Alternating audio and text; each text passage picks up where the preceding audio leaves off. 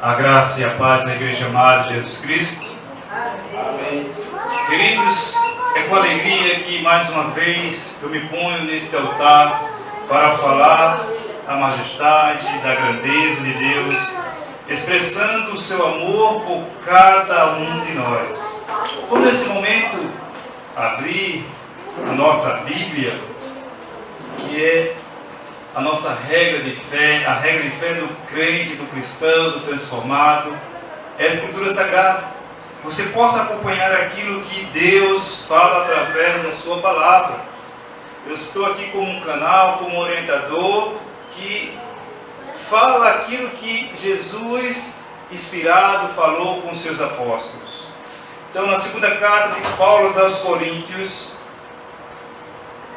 2 de Coríntios, capítulo 3, versos 1 em diante, diz a palavra.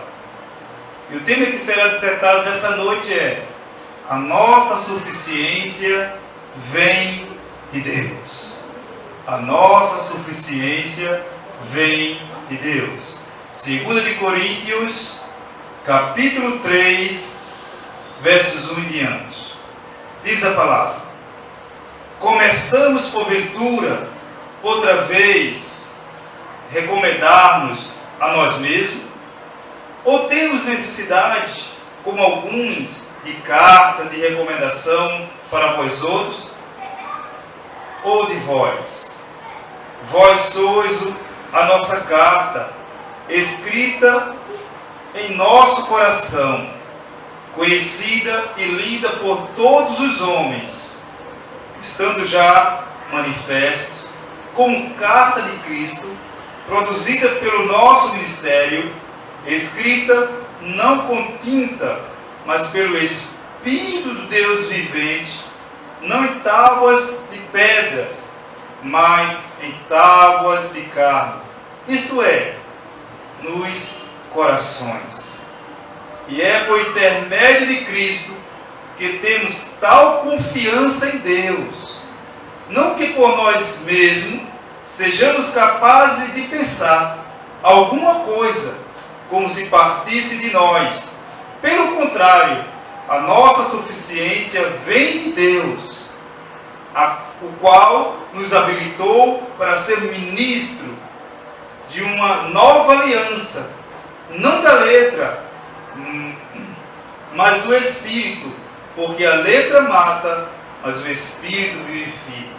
Se o ministério da morte, gravado com letras em pedras, se revestiu de glória, a ponto de os filhos de Israel não poderem fitar a face de Moisés por causa da glória de seu rosto, ainda que desvanecente ou murchassem,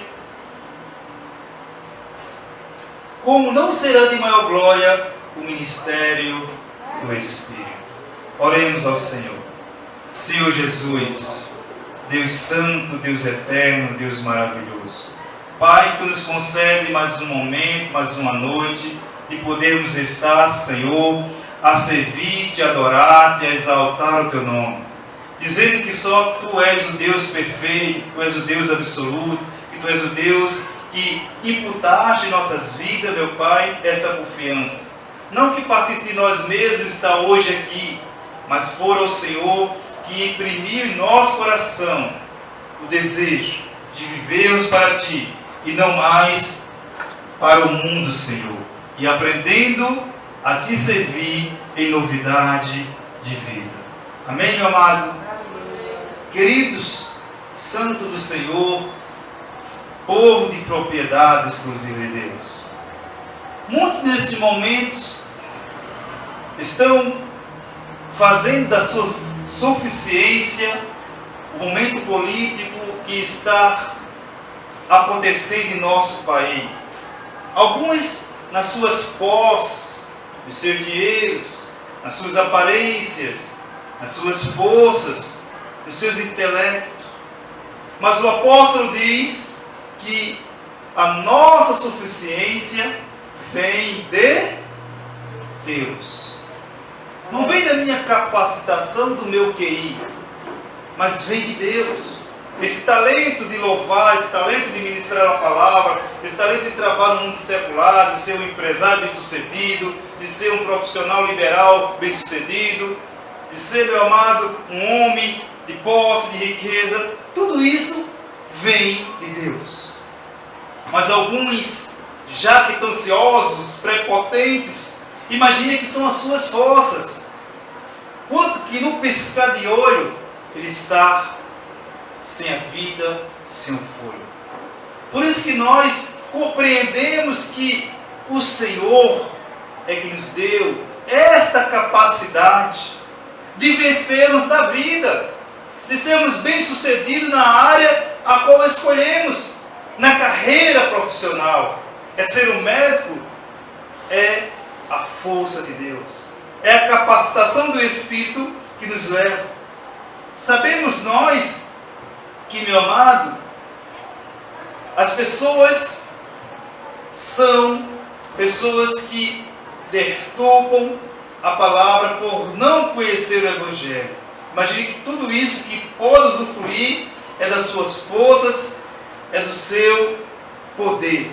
Mas não sabe ele que tudo provém de Deus. Queridos, santos do Senhor, o apóstolo não está falando que é por nossa força, de pensar alguma coisa como se partisse de nós. Pelo contrário, a nossa suficiência vem de Deus. Não é mérito nosso, mas sim do Deus Todo-Poderoso. É pela suprema grandeza e poder de Deus que somos iluminados, que os olhos do nosso coração foram iluminados para compreender o Evangelho da nossa salvação. Queridos, nós não seríamos capazes de pensar em salvação. Nós não seríamos capazes de estar hoje sentados em um banco de uma igreja adorando e servindo esse Deus. Porque a palavra diz que nós éramos inimigos do Senhor. Estávamos mortos em delitos e pecados. Não havia como nos dirigir a um altar para prestar sacrifício agradável ao Senhor. Então Ele nos tirou desse lamaçal, imputou ao nosso espírito essa capacitação de conhecermos que tudo isto, que a nossa suficiência de adoração vem dele. Vem dele. Queridos, ou viver a salvação, se ela partisse de nós. Por isso ele diz que nós não mesmo, não seríamos capazes de pensar alguma coisa como se partisse de nós. Amados, eleitos de Deus, Igreja Santa do Senhor, é Deus que nos habilita. Diga ao teu irmão, é Deus que te habilitou para fazer a sua obra. É Deus que te capacita para vencer os obstáculos. É Deus que te fortalece para enfrentar os gigantes do dia a dia, os problemas que surgem no dia a dia. Então é Deus que nos habilita para toda boa obra. Porque, meu amado, a suficiência é sua, e não minha nem sua. A suficiência é de Deus. É Ele que projetou a salvação para nossas vidas. É Ele que fez a obra completa na cruz do Calvário para que eu e você hoje estivéssemos nesse lugar. Observe que no verso 6 ele diz: o qual nos habilitou para sermos ministros de uma nova aliança, não da letra, mas do Espírito, porque a letra mata, mas o Espírito vivifica. Então, Cristo tem nos habilitado para ser ministro, não da letra, não da lei mosaica, da lei da morte, onde condenava, das abluções, de sacrifício, dos esforços diários que aquele povo faziam. Mas sim, nós somos ministros de uma nova aliança que é superior, meu amado, à aliança mosaica. Então, queridos do Senhor, povo santo de Deus, o apóstolo Paulo disse a Timóteo: Deus nos tem dado Deus não nos tem dado espírito de covardia, mas de poder, de amor, de moderação. Observe isso no livro de Timóteo. 2 Timóteo. Então a suficiência que temos hoje é proveniente do poder de Deus. Se hoje congregamos, se hoje somos salvos, é mediante a grandeza, a força do Senhor. Foi Ele que tirou o coração de pedra, foi Ele que moveu o coração de pedra e nos deu um coração de carne. Um coração onde estamos hoje cativos, presos à sua lei, a lei moral, não mais a lei das cerimônias, das abluções, dos sacrifícios, que milhares e milhares de pessoas continuam a fazer, acreditando que através do seu sacrifício irão conquistar as suas bênçãos, irão conquistar os seus milagres. Na verdade, meu amado, Deus não está olhando para o sacrifício, mas para um coração temeroso, um coração cheio de convicção que na cruz do Calvário Ele tomou sobre si todos os nossos pecados, tomou sobre si todas as nossas dores. Então Paulo, quando escreve a Timóteo, ele diz que nós não recebemos espírito de covardia, mas um espírito de amor, um espírito de moderação, um espírito de alegria e de vida. 2 Timóteo capítulo 1, 2 Timóteo capítulo 1, versos 7. Leia o 6. Por esta razão, pois, te admoesto que reavives o dom de Deus que há em ti, pela imposição das minhas mãos. Querido, há alguém nessa noite aqui que está com seus dons adormecidos? Eu rogo, eu suplico a você que reavive esse dom, que reavive esse talento, seja para ministrar a palavra, seja para louvar o Senhor. Reavivas o dom de Deus na tua vida. Não permita que esse sono, meu amado, que essa escuridade te afaste da sublimidade do poder de Deus. Então o apóstolo admoestando a Timóteo: por esta razão eu te admoesto que reavives o dom de Deus. Qual é o dom que você tem e que você tem enterrado, que você não tem cultivado, que você não tem dado valor, mas tem negligenciado na tua vida cotidiana? Verso 7. Porque Deus não nos tem dado espírito de covardia. Alguém aqui nosso meio que recebeu espírito de covardia? Alguém? Dê uma glória ao Senhor se alguém que recebeu o espírito de covardia. Queridos, nós não recebemos espírito de covardia, nós recebemos espírito de ousadia. Quem é ousado, dê uma glória ao Senhor. Então Deus nos deu um espírito de ousadia e não um espírito de covardia, porque Deus não nos tem dado espírito de covardia, mas de poder, de amor e de moderação. Ele diz no verso 8: não te envergonhe, portanto, do testemunho de nosso Senhor, nem do seu encarcerado que sou eu. Pelo contrário, participa comigo dos sofrimentos a favor do Evangelho, segundo o poder do pastor, segundo o homem ungido, segundo o homem que põe a mão no enfermo e ele é curado.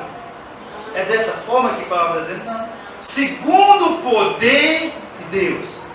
Eu estou aqui, meu amado, falando, não é para te magoar ou menosprezar, mas estou falando, mostrando com a Escritura que o apóstolo diz que Timóteo sofresse com ele em favor do Evangelho, segundo o poder de Deus, não é segundo o poder do homem. Esse poder está em nós. Deus faz como quer, na hora, quando quer e em quem Ele quer. Se é para curar, você vai orar e a pessoa vai ser curada. Se é, meu amado, para essa pessoa ser ressuscitada, você vai orar e ela vai ser ressuscitada. Mas segundo o poder de Deus. Não exalte o homem, não engrandeça o homem, engrandeça tão somente a Deus. Não é o meu lenço, não é a minha camisa suada, não é meu terno suado, não é a minha eloquência que vai mudar a tua história, mas o poder do Evangelho é que mudará a tua história. Esse Evangelho que vai fazer você ser um esposo melhor, esse Evangelho que vai fazer você ser um filho melhor, esse Evangelho que vai fazer você ser uma esposa melhor, um esposo melhor, um profissional melhor. Então, quando conhecemos o Evangelho, ele muda a história da nossa vida. Então, não é, meu amado, algo que eu pego, não é um objeto que eu pego e levo para casa que mudará a história da minha casa, mas o Evangelho, quando é pregado na minha casa. Quando eu prego o Evangelho, a minha casa é transformada.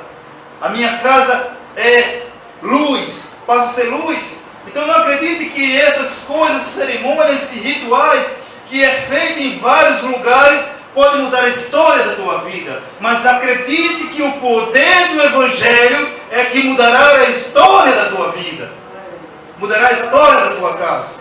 Então, queridos, a palavra covardia no grego, deleia, quer dizer ou significa paralisia. Paralisia. Deus não está aqui paralisando a vida dos seus servos, Deus não está paralisando a sua igreja.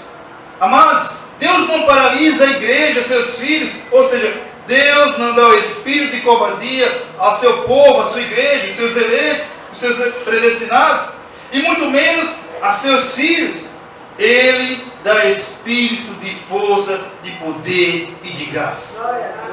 É esse espírito que Deus nos dá, espírito de graça para vencermos os obstáculos, para vencermos os problemas, as adversidades no dia a dia. É dessa forma que Deus nos fortalece, meu amado, através da sua palavra. É através da sua palavra que nós vencemos os gigantes do dia a dia. Efésios capítulo 1. Efésios capítulo 1. Acompanhe a sua Bíblia, anote os textos. Efésios capítulo 1, versos 15 em diante. Diz a palavra: por isso também eu, tendo ouvido a fé que há entre vós no Senhor Jesus, e o amor para com todos os santos. Então, Paulo dizendo, tendo ouvido, Paulo não estava presente, ele disse, tendo ouvido a fé que há entre vós no Senhor Jesus. Mas onde está a fé do povo hoje? Onde está a fé do povo hoje? Onde está a fé da igreja hoje? Raciocinemos. Para onde as pessoas caminham? Que direção as pessoas estão tomando? As pessoas põem a fé num líder conhecido nacionalmente ou mundialmente, mas não põem a fé no Senhor Jesus. Observe o que o apóstolo disse: ter ouvido a fé que há entre vós no Senhor Jesus. Será que a fé que há aqui está em mim ou está em Cristo? E quem a igreja está apoiando a sua fé? É nas palavras do pastor ou é nas palavras de Jesus Cristo? Versos 16: não cesso de dar graças por vós, fazendo menção de vós nas minhas orações, para que o Deus de nosso Senhor Jesus Cristo, o Pai da glória, vos conceda espírito de sabedoria e de revelação no pleno conhecimento dele, iluminados os olhos do vosso coração, para saberdes qual é a esperança do seu chamamento, qual a riqueza da glória da sua herança nos santos, e qual a suprema grandeza do seu poder para com os que cremos, segundo a eficácia da força do seu poder. Então Deus tem uma eficácia, meu amado. Deus tem um poder. Deus é absolutamente poderoso para mudar a história da tua vida. Queridos, o poder de Deus é excepcionalmente grande, além do alcance da mente humana. Amados, é esse poder que Deus usou para salvar-nos, para remir-nos e purificar o nosso espírito do pecado, para purificar os seus filhos da condenação eterna, para resgatar os seus filhos das trevas. Então Paulo está dizendo que no versos 18, que Ele iluminou os olhos do nosso coração para saberes qual é a esperança do seu chamamento, qual a riqueza da glória da sua herança nos santos, e qual a suprema grandeza do seu poder para com os que cremos, segundo a eficácia da força do seu poder. Então nós, de forma alguma, teríamos condições, meu amado, de podermos louvar a Deus se a suficiência dele não estivesse em nossas vidas. Estaríamos em qualquer lugar, menos no templo. Em 2 de Coríntios, capítulo 9, 2 de Coríntios, capítulo 9, versos 8, 2 de Coríntios, capítulo 9, versos 8, ele diz: Deus pode fazer-vos abundar em toda graça, a fim de que, tendo sempre em tudo ampla suficiência, superabundeis em toda boa obra. Então o apóstolo está dizendo, olha, Deus pode, não é o pastor que pode, não é um arcebispo que pode, não é uma religião que pode, mas Deus pode fazer você superabundar em toda a sua boa obra.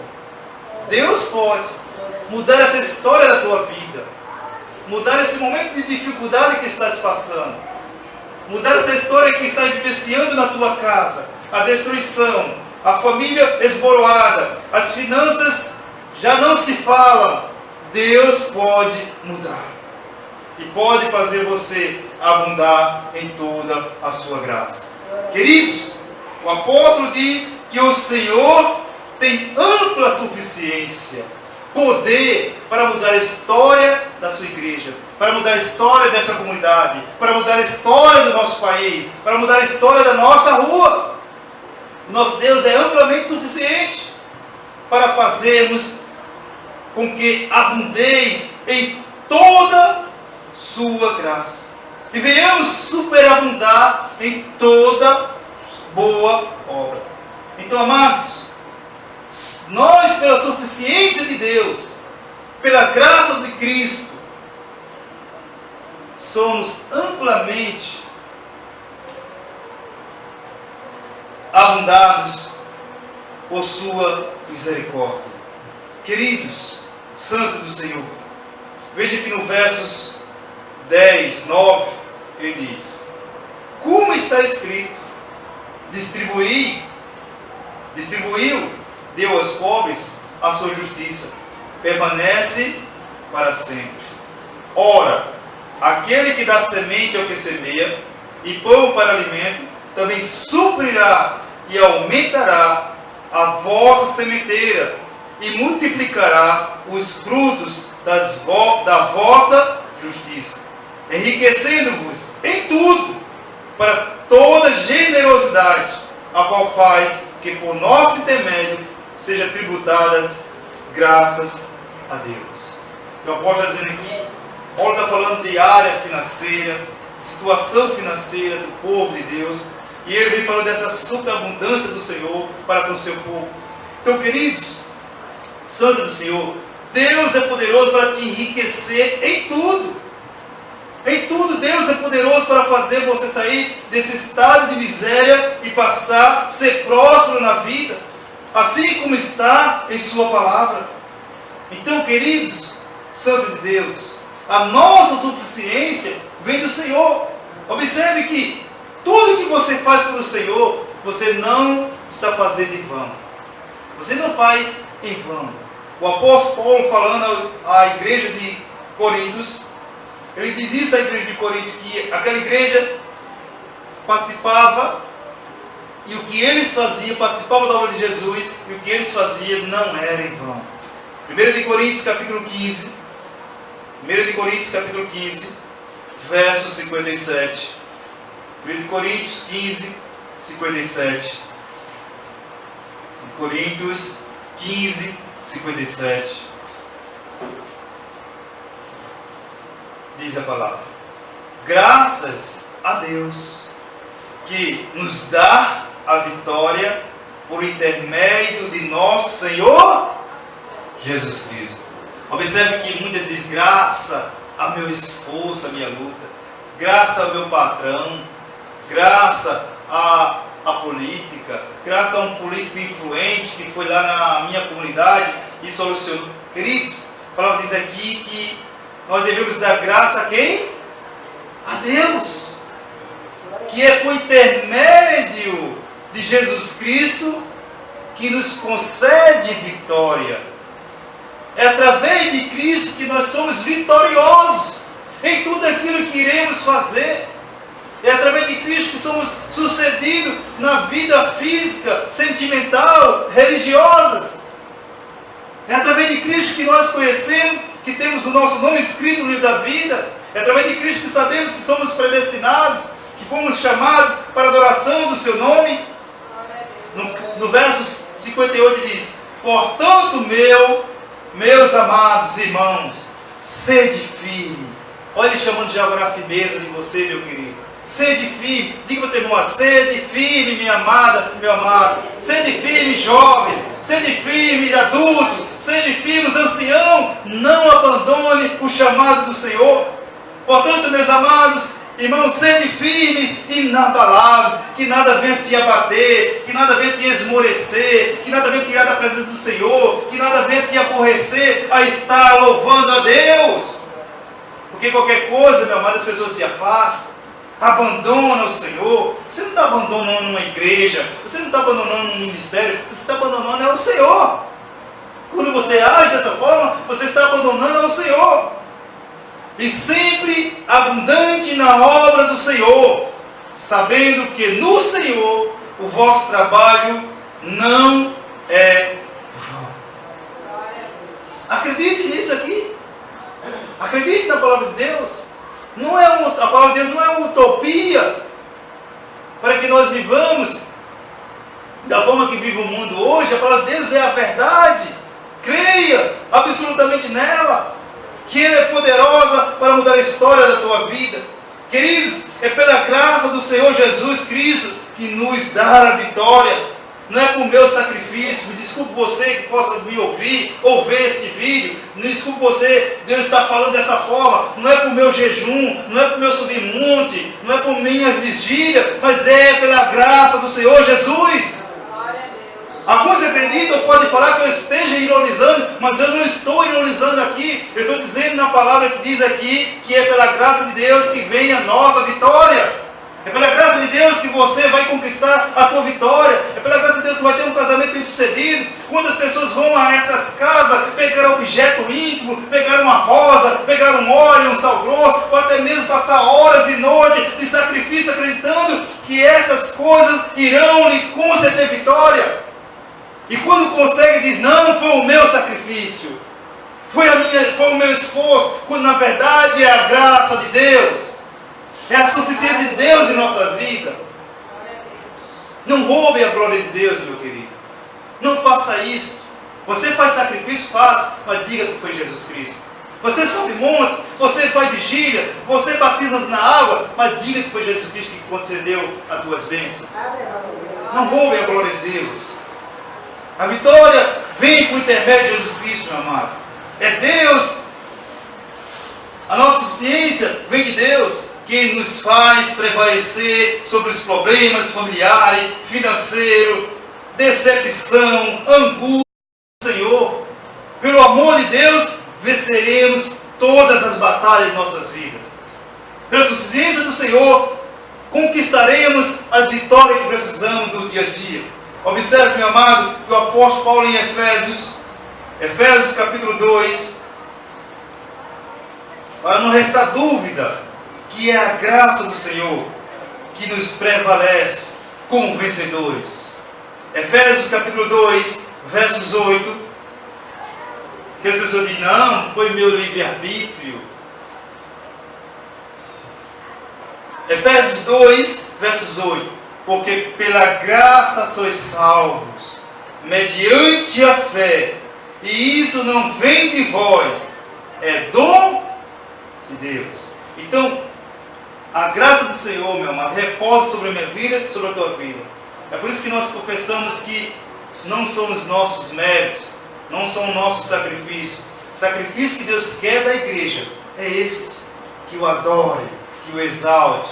Sacrifício vivo, sacrifício de louvor que expressa a grandeza de Deus. E não mais sacrifício decorrente das obras da lei. Então o apóstolo diz, olha, pela graça sois salvos. Queridos, é mediante a graça que somos salvos. É mediante a força e o poder do Senhor que somos salvos. É mediante a suficiência de Deus que somos salvos. É mediante a palavra do Senhor que somos libertos. Libertos dos vícios, libertos da mentira, libertos das idolatrias, libertos das religiões pagãs. É pela graça de Deus que hoje temos vida. Nada ocorreu de nós. Estávamos mortos, estávamos decaídos.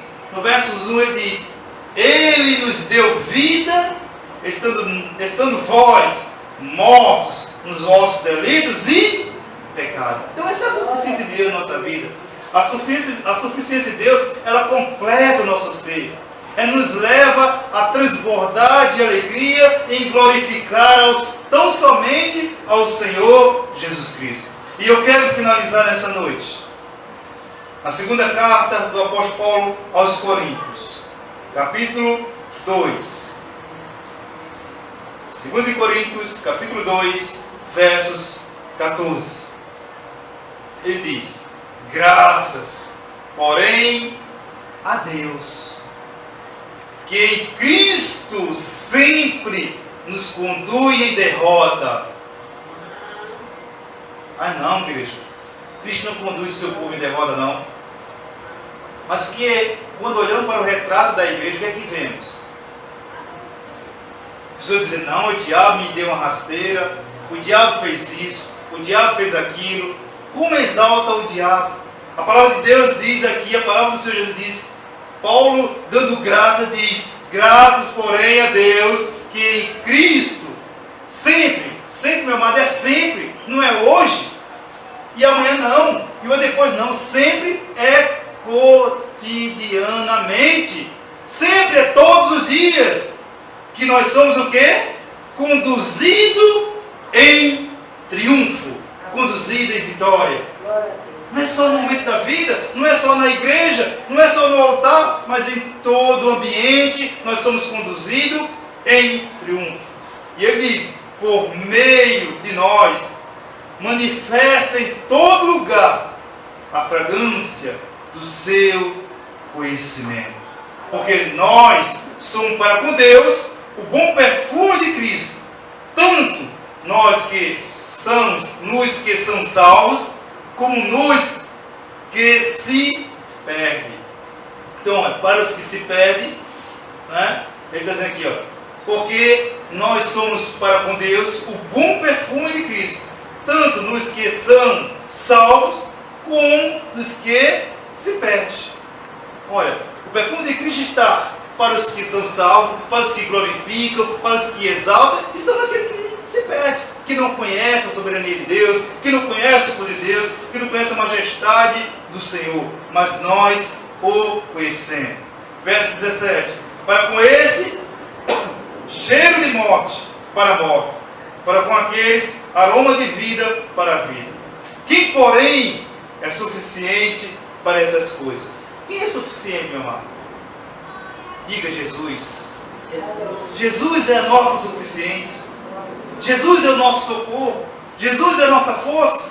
Porque nós, verso 17, porque nós não estamos como tantos outros, mercadejando a palavra de Deus. Antes, em Cristo, é que falamos na presença de Deus, com sinceridade e da parte do próprio Deus. Quando eu subo esse púlpito e os nossos irmãos que vem aqui, diácono, ministro, que sobe aqui, meu amado, nós não subimos para mercadejar a palavra de Deus, nós não subimos para vender a palavra de Deus, mas para instruir o povo de Deus a viver uma vida reta, a viver uma vida justa, a viver confiando que a sua suficiência vem de Deus, e não de um político, e não de um empresário, mas de Deus. Não confie em palavra de homem, confie na palavra de Deus. Assim falou a Escritura em nome de Jesus. Amém. E graças a Deus.